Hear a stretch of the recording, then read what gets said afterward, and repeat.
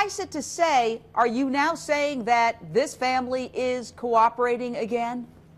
Yes, that's correct. And you're right. You know, we'd really rather not look backward. The important thing is that the parents are involved in the investigation, and I've said it a bunch. Nobody knows more about what goes on and who's been in that home than they do. So their involvement is key to us helping find this child, and that's our #1 priority. Well, I'm watching an officer try to scale that little brick wall and get in through the window. And yeah, it's tough to get in through a window. Mark Eiglarsh, I don't know if you can see this demonstration, but it's certainly possible. I mean, we have seen so many children tragically kidnapped from their beds. Jessica Lunsford, Elizabeth Smart, the list goes on and on. It happens. Sickos do get in, and they do climb in through windows like that. It's not like there's a moat around this house. It's not like this window is very high up. Of course, yeah, it's easier if somebody gives you a lift, but there's also I see there like a little pipe. It'd been very easy for somebody to step on that pipe and hop in. What do you make of this demonstration that authorities did to see how easy it is to get into this house? What does that tell you, Mark?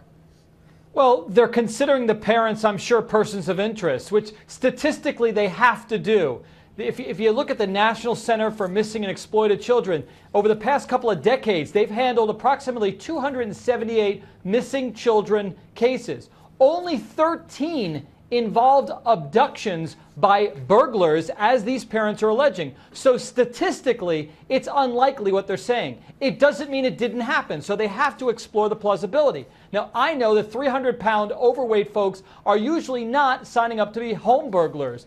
So typically, you have someone who is able to go into a window and remove a baby, and they just want to make sure that it's plausible. I think they're doing a good job so far, especially being tight-lipped on the investigation. That's what they need to do.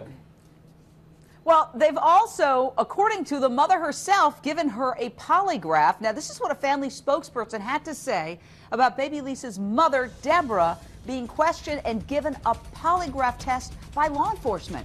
Check it out. The police are doing their job. You know, if you don't have any other suspects, the one person that was there that night, you know, the last person to see her, you know, who else do you point your finger at? All right, very quickly, Captain Stephen Young, will you confirm or deny that the mother was given a polygraph and failed? Well, she, of course, is free to talk about whatever she would like, but we're not going to open the door to talking about details of the investigation. So, yeah, I'm not going to get into that part of it. All right, Captain.